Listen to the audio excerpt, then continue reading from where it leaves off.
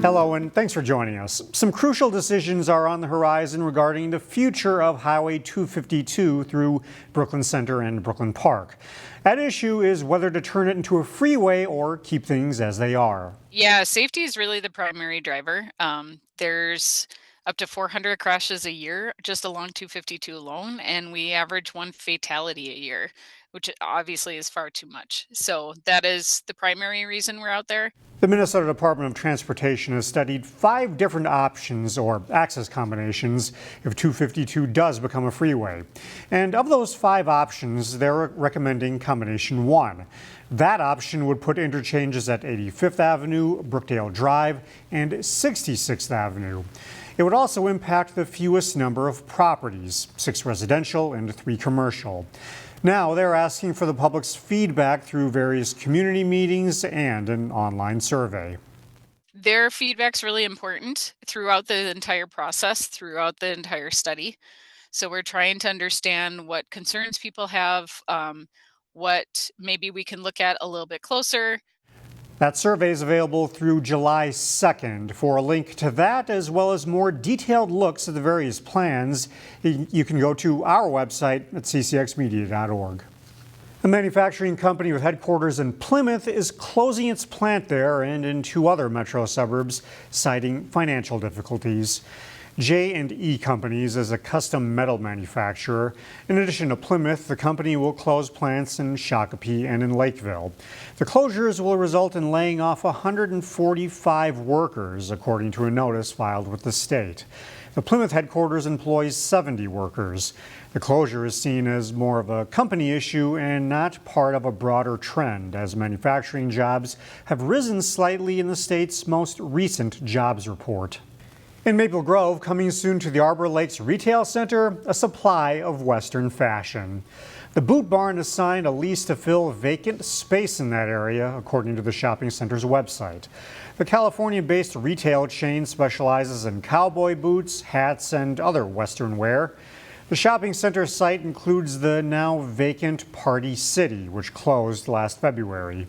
The Boot Barn currently has 7 locations in Minnesota, the closest being in Fridley.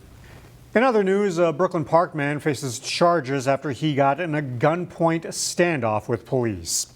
19-year-old Marcus Lemke has been charged with discharging a weapon and possession of a machine gun. According to the criminal complaint, Lemke fired gunshots outside his father's house last Saturday.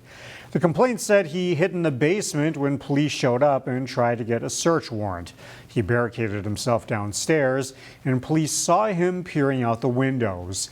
He later surrendered to law enforcement. Officers found an illegally modified handgun in the basement. The Brooklyn Park Police Department is helping to introduce urban kids to their local fishing hole. As Kevin Miller reports, they hope the kids come back with something you can't catch on a hook and line.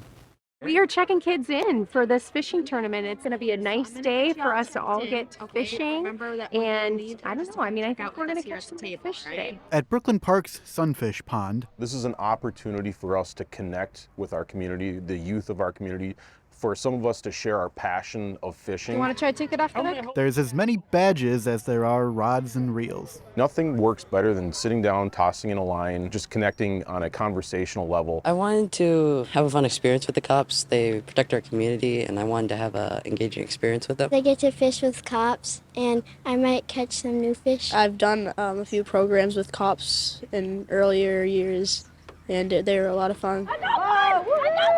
After a few quick but helpful pointers, You want a picture with your first fish? And this hand will be your reel hand. the reels start to zip. Oh, reel it in! This is the biggest one of them all! And almost to the minute they all cast and start catching fish, everybody starts laughing. You can hear the laughter across the pond. You can start to hear the kids screaming, laughing, yelling, talking about fish. And then that uniform is gone, that uncomfortable feeling is gone, and then it breaks down the barriers.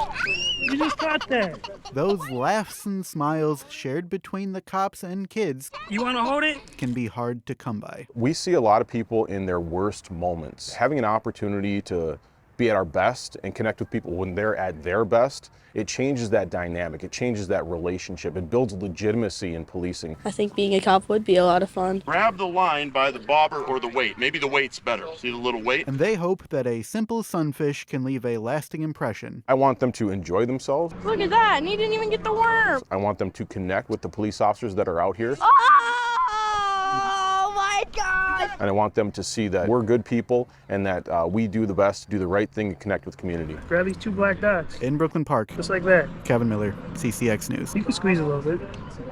Brooklyn Park's elected leaders are giving their constituents an opportunity to learn about new developments in the city this summer. The Brooklyn Park mayor and council members are holding 3 town hall forums. The first is on Tuesday, June 17th at 5:30 at Hennepin Technical College. 2 other forums will take place in July. They're seen as an opportunity for the public to learn about essential projects shaping the future of Brooklyn Park. Next week is Juneteenth, and here locally, a Brooklyn Center woman has something to celebrate in honor of the federal holiday. Jalen Brown was crowned Miss Juneteenth at the 2025 Miss Juneteenth Minnesota State Pageant. The pageant provides young black women with educational, networking, and career opportunities. Thursday on CCX News, we get to meet Miss Juneteenth, share more about the pageant and how she plans to embrace the new honor.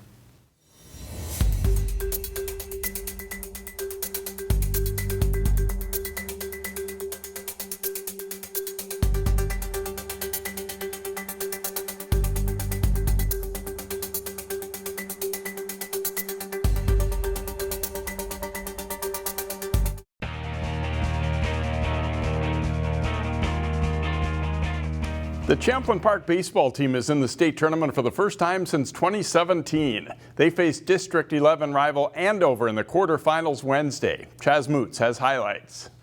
CHS Field, the site of the Class 4A state quarterfinals. Champlin Park, the 7 seed, taking on the 2 Andover. After an hour 40 rain delay, Champlin Park started hot. Brockton Sandell led off with a double. Nick Carlson does the same, an RBI double to left field. Rebels up 1-0, 2 minutes into the game. Later in the first, Reese George, good rip, good contact to shallow center. Champlin Park tallies on another. CP would go up 4-0 after 1. Andover got 2 back in the second, but the Rebels go right back to work in the third. Caleb Greer, hard hit ball to second, too hot to handle. CP kept the bats hot. Still in the third, Carlson back at the plate. Quick swing, hard swing down the third baseline. Carlson went 2 for 3, 2 doubles and 2 RBIs. Kellen Oleg Mueller led the Rebels with 4 RBIs on the day, 2 of them coming on this single to right center field. Champlin Park rattled off 6 runs in the third. They were up 10-2, but the Rebels didn't let up. 4th inning, Greer with a blast to right all the way to the warning track, give them a 2 RBI triple. Champlin Park went nuclear on the Huskies, 13 hits in 5 innings, 15-2 when it was all said and done. The Rebels upset and advanced to the 4A semifinals. In St. Paul, Chaz Moots, CCX Sports.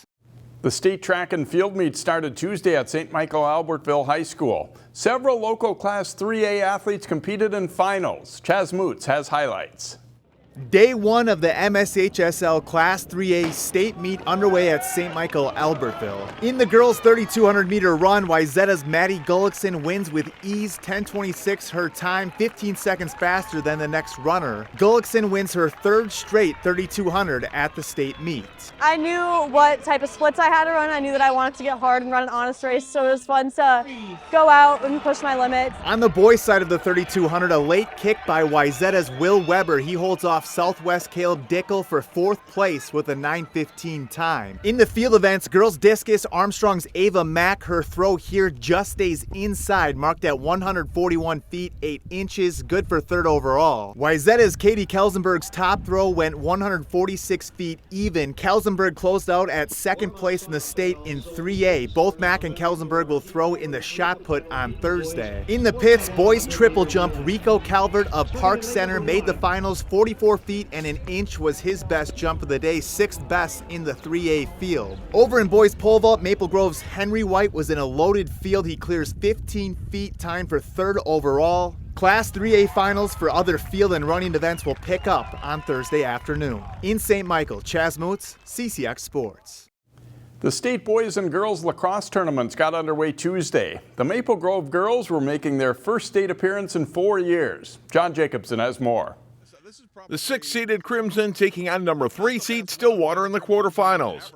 Less than 2 minutes into the first quarter, Grace Young comes out front and bounces a shot into the Crimson net. The Ponies get the first 2 goals of the game. Late in the first, Maple Grove's top scorer, Riley Dunn, takes the pass from Hadley Kudla and drives a shot home. Dunn's 70th goal of the season.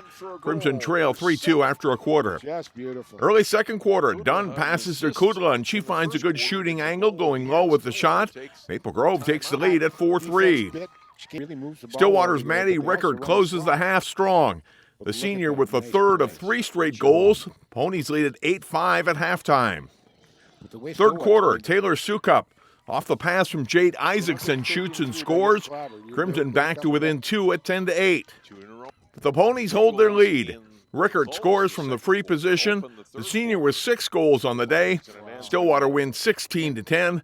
Maple Grove plays Elk River Zimmerman Thursday morning in the consolation bracket.